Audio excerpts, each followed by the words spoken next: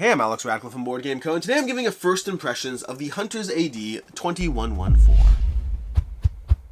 The Hunters is a giant epic campaign game adventure, an adventure in which you have 56 days to get to the end of it, win or lose. You have 56 days to accomplish your goals. Along the way, you're going to have a team of characters, and depending on the player count, you're going to have a minimum of 2 characters even if playing solo, but up to 4 characters in play, and you'll be going through a sequence of adventures as you explore around the giant ecosystem around you, which is kind of abstracted through a bunch of card rows over here. So you have different areas, and right now you start the game with 2. I kind of have it partially set up as if it's the beginning of a scenario, beginning of the campaign, but only partially so, both because of a lack of table space and also because I have a whole lot more stuff going on where I'm up to and I don't remember exactly what's what. But effectively, when you start the campaign, you're going to have access to a few different areas over here with a bunch of different locations. So you have an area and the locations within that area. As you continue to progress throughout the game, you're going to add more locations with more areas in those, or more areas with more locations in those areas, and you can walk around exploring those areas. Along the way, you're also going to have cards that are going to be put down. Let's move these rulebooks out of the way a bit. You're going to have many cards, and I'm not going to be choosing the right ones here because I'm just trying to show you how to play, but you're going to have cards added to various zones on the board, and when you explore a zone, when you move your party token to that zone, you're going to go ahead and flip over the encounter, read the encounter, and make whatever choices you need. So the game has a kind of a sense of exploration, and then these cards kind of drive the events or the situations or the story forward.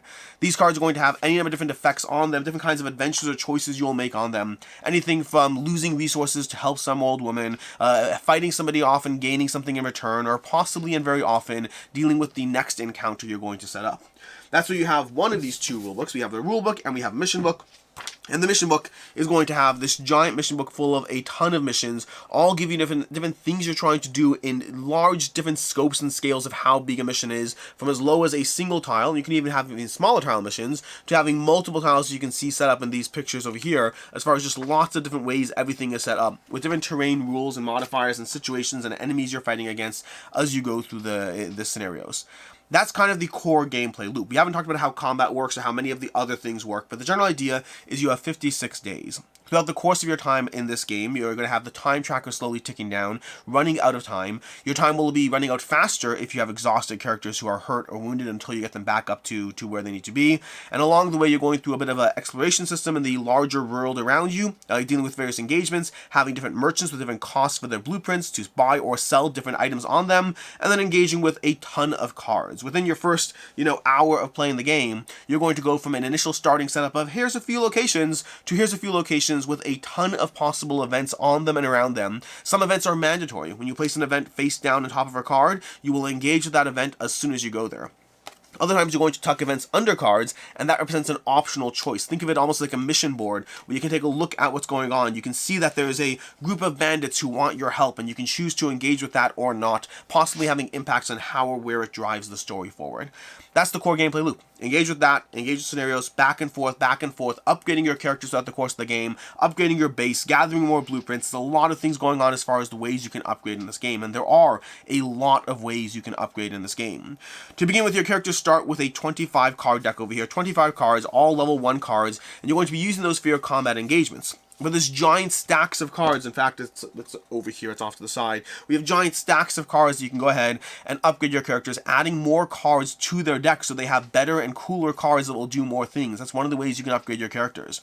Your characters also have their own little boards over here, and again, set up as if they're starting off the game right now. But you have you're going to have your weapons over here, you're going to have various gear and armor and items you can equip, and you also have modifications. You have various modifications. Let's see if we can grab one over here. So we have various weapon modifications that can go plugged into a weapon. You can see how that fits there. That tells you that modification fits there. Whereas if you had another one of those, it would not fit in this zone because that's a 2-pip one. You need this 1-pip one as well. So over here, you can slowly upgrade your gear and weapons with various modifications. And then melee weapons have their own version of how they look.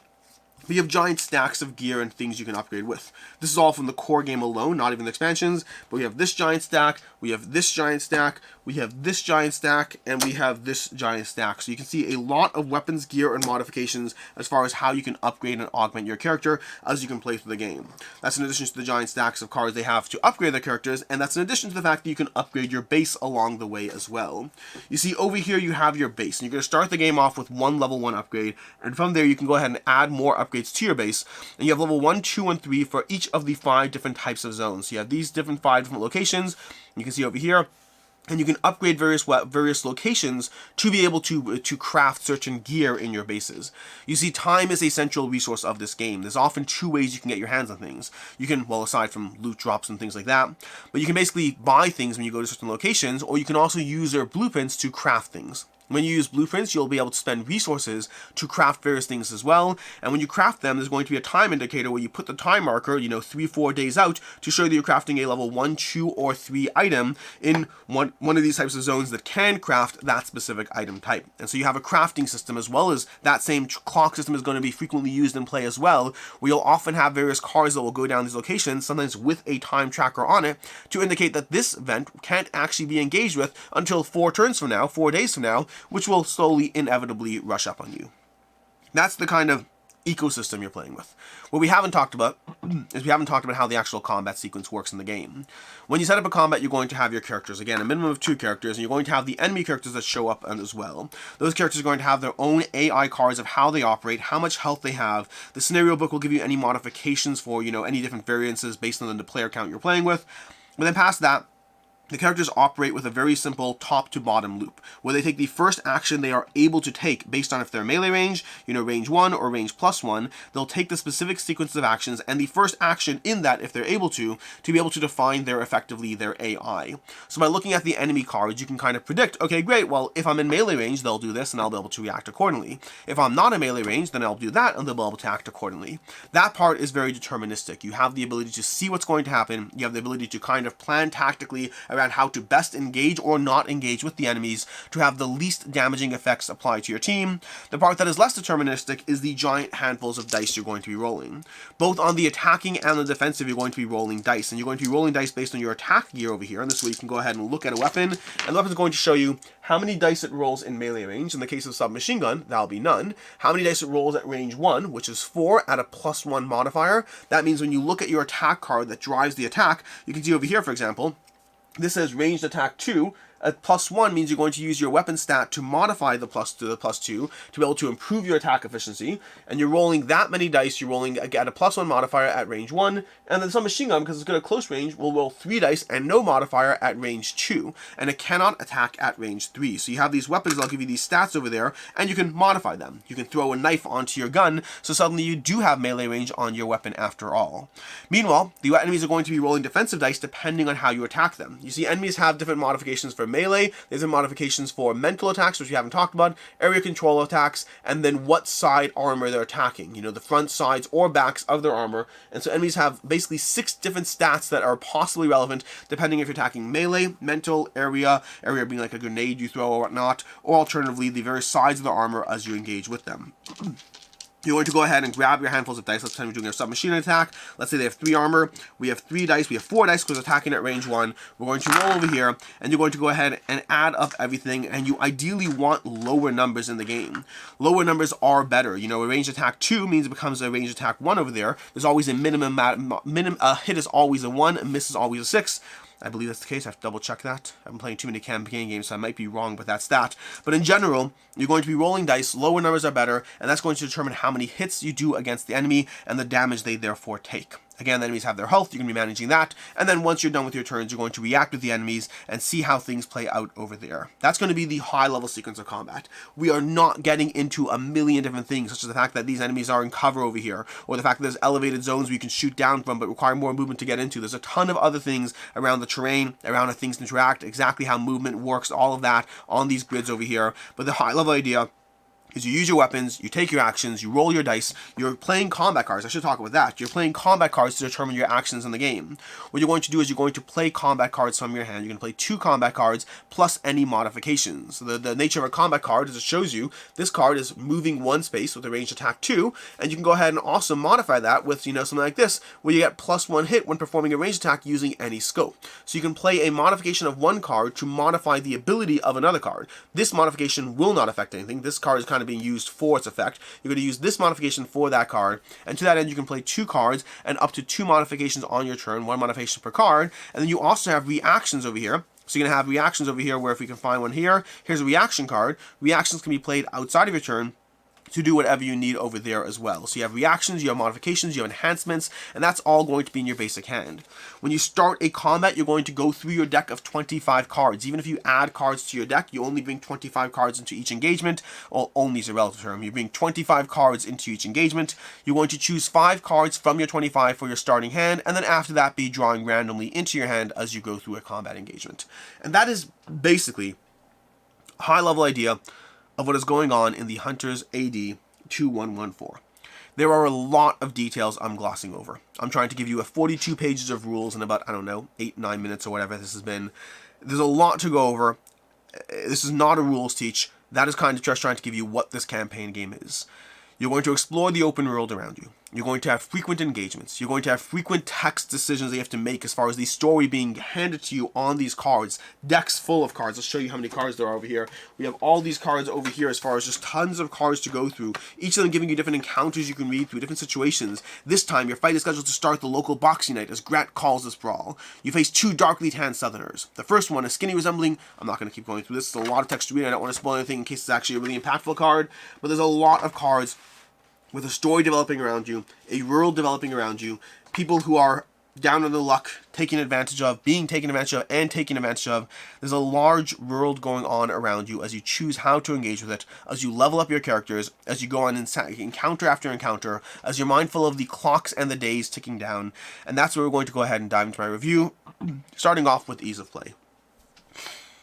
This is, like I said already, a first impressions. I'll echo that again when I get into final thoughts. And it's a first impressions because this is too large a game to call anything other than a first impressions, unless I've played this game for maybe 6-7 hours. Not enough to get a full taste of everything going on or to see exactly where everything is developing, but enough so that I've gotten a sense of where this game lies for me. But still, first impressions. The ease of play is not the best. It's not the worst. I've done far, far worse, but it's not the best either.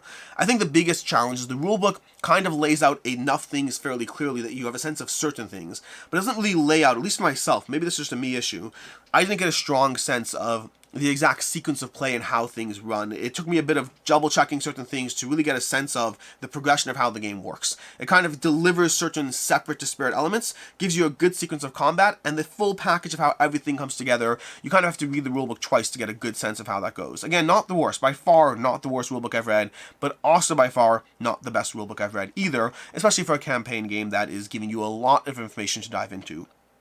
Past that, and more importantly in ease of play, and we'll get into this in things I don't like as well, this is a table hog to no end. I'm not even remotely trying to set up everything you would actually have in play over here. There's a lot of elements and tokens. I don't even have my level modifiers. There's a lot of things missing from this setup over here, both because there's a lot of tokens to manage and because there's a lot of table space to manage. This card row over here will very quickly become completely overwhelming as far as how many cards you're trying to manage and how you're trying to have these cards on it while having the information visible across an absolute ton of places to visit. The scope of this almost requires its own mini table just to track the world you're exploring if you want to have any sense of visibility around it. And that has 2 issues. One is it requires a lot of table space. 2 is it's the kind of game that setting up and tearing down, returning to the game if you've put it away, or even putting the game away, is a big chore.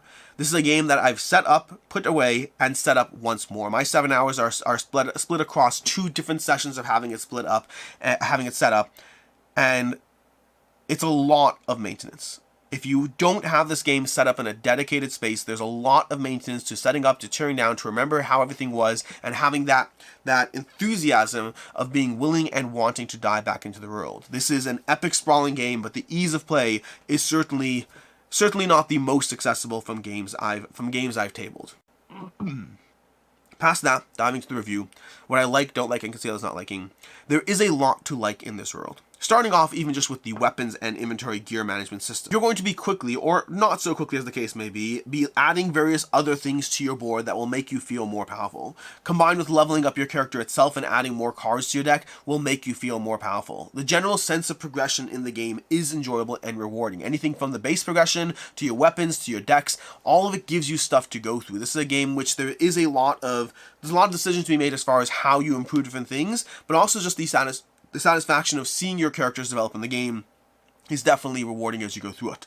The general adventure system, that sense of having locations you explore as you wander around different locations, drawing different encounter decks. We haven't even talked about it, but as you move from location to location or from location to area, there's different types of movement from various places in a location and then to a new location. You're going to be drawing different kinds of cards, different kinds of, events that will happen along the way, and that gives you a strong sense of exploring the world around you with all the consequences for better and for worse that are present. And consequences that will range anything, like I said already, from full encounters you'll have to deal with to possibly just having, I don't know, some degree of choice or agency, losing all your morale as you choose not to defend an old lady in the street and you feel embarrassed as a result. You'll have consequences left, right, and center as far as how you choose to engage with the world. It gives you that sense of progression, which is very rewarding to go through.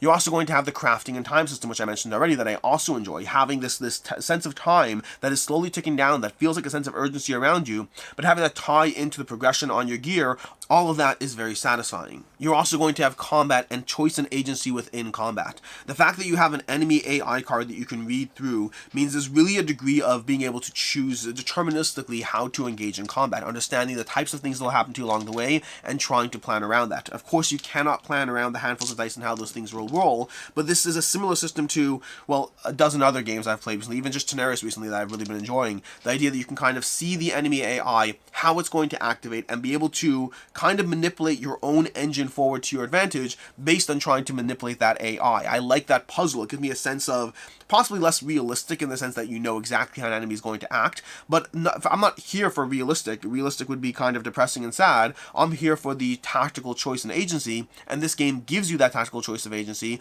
because you can try to figure out how to best manipulate the circumstances and the enemies to do not necessarily what you want them to do, but the least damaging version of what they want to do. That is the combat puzzle that is present. Combine that with how you choose your cards. The card play in this game is very rewarding. It's very Gloomhaven adjacent in the sense that you're picking two cards. You're not really choosing a top half and a bottom half, but to a certain extent you are, because of the nature of the fact that you're also going to have cards that augment other cards in your hand. So it's not phrased as top half, bottom half, but it comes across similar in terms of the way you'll have cards played and be augmenting with the bottom half, inherently meaning you're still kind of choosing top half, bottom half, while allowing room for reaction cards along the way. We also haven't talked about it, but as you level up, you can be making choices as far as the cards you add to your deck, and some of those cards will be permanently augmenting your character and strengthen them because they're skill cards that slide into your board instead of being cards that you add to your hand. And that choice of your cards, the fact that you're going through the game and you're choosing cards to play and the different types of cards that will work for different types of encounters. You start the game off, you start off each encounter with choosing 5 cards that are going to be in your starting hand, and that gives you a ton of agency over how to start and proceed with that combat, and you have a ton of choice, and you can start off on your best foot forward every single time, and there's a lot of different fun cards in that deck, and trying to make the best with what you have as you start to draw into a hand that is less of what you chose. Again, lots of choice, agency, and fun times in the combat system, in the upgrade system, in the general development progress forward. There's a lot of general concepts that are just well executed on. Lots of, like, again, this world over here is vast in the way it explores. I don't really have a good comparison point. It almost feels, I don't have a good comparison point as far as how it feels, but it really does feel fairly open world. You know, there's a ton of different hubs of different types of things to engage with, but which hub you go to, which event you trigger, which choices you make along the way, all of that is going to definitely impact how you interact with the world around you, how you develop within this world, and what set of progression, not with progression, what order of progression you have as you go through this. You're going to have set events and random events all combining to give you a almost custom journey through the experience. You have multiple characters so you can mix around. We haven't even, again, there's lots of things. There's a whole stack of cards over here. These cards over here you can have as far as like tons of decks. There's augmentation decks over here as well. These are going to be augments you can put onto your characters, different implants or different things that will help you out. So there's a lot of different upgrades, enhancements, developments, weapons, gear, blueprints, every single thing in this game that gives you a large sense of the scope and scale of the world that you're exploring, both in the literal adventure sense as well as the upgrade and how you can engage with the world sense as you go through it. There's also a bunch of things I don't like though. First of all, I mentioned already the rules are not the best. I can get over that. The rules are not the best, but not the worst. I've had far worse. I can get over the rules easily enough. The biggest thing for me, by far the biggest, we'll get into some other nitpicks, but by far the biggest thing for me is the accessibility aspect, that setup and teardown aspect. This is a beast of a game to set up and tear down. There's a lot going on as far as how much work, like if this game is set up permanently on a table that you're engaging with, it is an entirely different review than if you have to set up and tear down this game, as I have to. I can't have 17 campaign games set up. I do want the ability to be able to jump from campaign game to campaign game, and that does mean that some of them are going to be harder to engage with, and this is definitely one of the hardest. When I think of the table space and sheer amount of tokens and cards and setup and tear down required of any game I have, this might be the worst. Might be. I'd have to go through my entire collection and find others, but this arguably might be the worst in terms of the sheer amount of work to get this from on the shelf to back where I left off in the campaign. And that is a big deal for me. That is a big deal in terms of how much I want to dive back into it, of how much I want to continue to engage with it, because the question is how good are the highs and how bad are the issues, and is it worth all that work to both set up and tear down the game? That is the biggest detractor for this experience for me. I think what it does well, and I think it does so to a certain extent at the cost of how easy it is to play this game if it is not permanently set up on your table. As far as the other things in the way, first of all, enemies are tricky in the sense that when you open up the box, you're going to find these giant mech gorillas, these giant titans. You're going to have this little robot rhinoceros or triceratops. I keep trying to say triceratops, not working. Rhinoceros or triceratops over here, whatever these things are. There's these huge hulking cool enemies you want to fight against. And most of your fights are going to be against, bandit with a pistol, marauder with a rifle, brute with a machete. There's a bunch of cards, there's a whole stack of enemy cards, and most of them are going to represent these tiny little guys that are just men. Which is a good thing, honestly, because once you do encounter any of these, they smack you down pretty hard. The stats on these robot cards are significantly more intimidating than the stats on a bandit with a pistol, and they're a lot to deal with. But that does leave you in a slight sense of, you're in this very cool world with all these cool robots, and most of the time you're engaging with thugs, which thematically works for the world that they are building, but feels a bit anticlimactic after the first time you see this giant robot gorilla, and then realize you're rarely ever actually engaging with them, and when you are, you're kind of regretting the fact that you are. So a bit of a mix as far as most of these enemies just being represented by generic sculpts and being marauder with a rifle, bandit with a pistol, person with a knife. I don't remember all the names. There's a whole stack of them in this box over here. Also, the random quest interruptions are another point in the way of how easy it is to dive into the game. You're going to have random side events that have you flipping open this mission book and going on some new adventure. Not really adventure, just setting up a new map and dealing with, again, 2 bandits with a pistol and a marauder with a rifle. And those random side events aren't the most fun in the sense that they don't even feel like you're advancing things forward in the game. They feel like hey, we're going to set up an entire new side quest and go through the steps in the iteration of dealing with them, not because, you're actually engaging with the story around you, but because you chose to, you chose to fight the thug rather than, stare at the ground and walk away. And before you know it, because you made that small choice, instead of losing one shame, you're suddenly wasting you're suddenly wasting 45 minutes on an encounter. Which means to the next aspect is very often on those smaller encounters, setting up and getting an encounter going might take you 10 to 15 minutes between setup and teardown, and the actual combat and engagement might only be a 7-minute small encounter. Lots of these smaller encounters aren't worth the work to get you there. The larger ones, yes so, but a lot of these smaller encounters, both the ones you actually have to engage with the story, as well as the ones you have as a result of side quests, have a lot of setup and teardown that doesn't feel worth the end result, and so that's another thing that kind of gets in the way of things. I'll also say that the 5-card hand selection, the fact that you start each encounter by selecting 5 cards, it's an interesting idea, and I like the sense of power it gives me to craft my own hand, but it also adds heavily to the initial wait time before you start an encounter, because you start the encounter, you look at the board, and then you need to go through 25 cards. Well, actually, you want to go through your full deck, try to figure out which 25 cards you want to bring to combat, if you're doing that, as well as going through those remaining 25 cards to figure out your starting hand. It's a lot of AP and slowdown for a sense of trying to select your perfect hand, which feels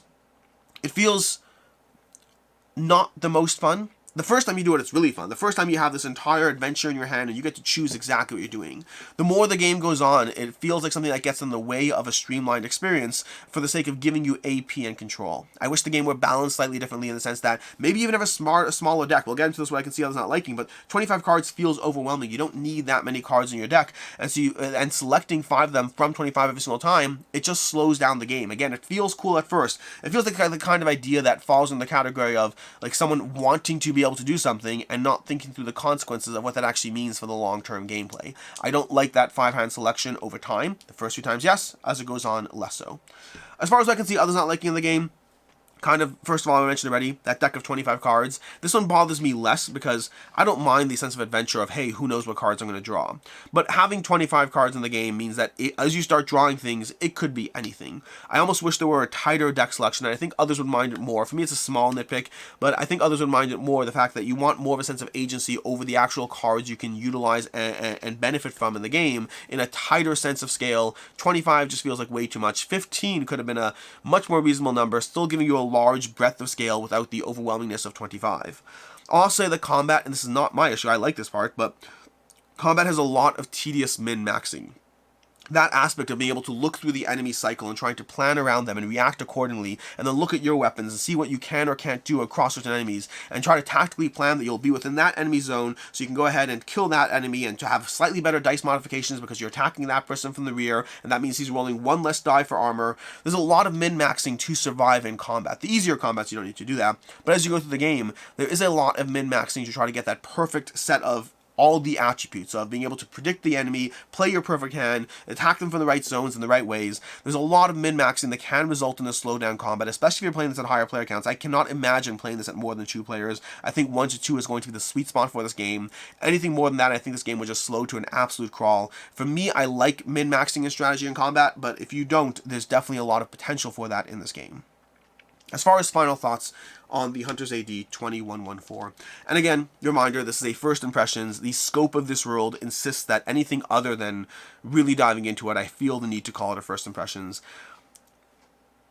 I like the game, but I don't think it's worth it. That's kind of where I ended up on the Hunter's AD. I like the game, I see what it's doing, and anyone who says that this is an absolute masterpiece that they love, I get it. I do. My main issue is that the things it does well, it does fairly well, but I get most of those things from other game systems. And I get them without the sheer amount of maintenance that's required here to set up and tear down in this. I enjoy the puzzle. I enjoy the experience. I enjoy the upgrading. I enjoy seeing what this world has to offer. And there's a large part of me that feels, not necessarily a shame, but feels a sense of loss that where I left off in the game, I had a giant sprawling bunch of areas. I had like 5 or 6 locations I can go to. I had 7 or 8 stacks of cards I hadn't explored, and I will never really go through those cards. I'll never continue the story. I'll never see how things are developing, and there is a sense of loss around that. I think the world is well crafted. I think the sense of progression is tempting. I think the desire to see my characters upgrade more and really have fights against the epic worst of them and then take them down, all of that is 100% present in the game. My biggest issue is that there's a bunch of things in the way of making it the best experience to begin with. Meaning if it was just a setup and tear down, but everything else is perfect, I'd persevere past that. I've done it before. There are other games that are hard setup and table, and it's the constant question of, is the juice worth the squeeze? Is it enough that it's worth the work? And in the case of the Hunters, for me personally, it isn't. There's too many small things that get in the way of my enjoyment. And they are small. They're not tremendous issues. But in a world full of amazing, incredible games that already give me good experiences, the Hunter's AD is a game that gives me a fairly good experience. An experience that I can recommend to a decent degree, but only with the heavy, heavy caveat that you either want this set up on your table constantly, regularly until you play through it, or you need to like the other aspects of the game more than me to the point that you're willing to go through it. For me, this game is a 3 out of 5, and take that rating with a grain of salt. A 3 out of 5, my rating system is very specific in what it means, and a 3 out of 5 is a game that I feel fine not returning to. A 3.5 is a game where I kind of wish I had more time to play games to do so. That distinction is important here because I think mechanically this game is better than a 3 out of 5. Mechanically, it is 100% better than that. But in terms of the setup and tear down and the things that get in the way of me wanting to experience it, the net result is that I'm fine never playing this game again. I think it's good, I think it has a lot to offer, but there's too much in the way, combined with a few things that get in the way, that ultimately I both see the promise, I see the reasons why people would love it, and for me, I think I've enjoyed the system, and I'm ready to move on from it. As far as other game recommendations, first of all, Gloomhaven. Gloomhaven is going to be a game that this has been compared to a decent amount in terms of the scope, the scale, that card play for combat sequence. A lot more going on in this one in terms of the world around it as far as being directly focused on those encounters, but it definitely has some small Gloomhaven notes and character progression, things like that as you go through it. And then secondly, if you're just looking for that sense of exploration, ISS Vanguard is the game that I think gives me the strongest sense of exploration, almost very similarly in the way that this game does. That sense of wandering around the world, choosing what you're going to engage with, wandering from planet to planet, having different encounters, events, and situations. ISS Vanguard gives me all the exploration that this game gives me with less of a setup and tear down situation. In any case, and until next time, I'm Alex Radcliffe from Board Game Co. I hope you enjoyed this video, and as always, I hope you have a good one.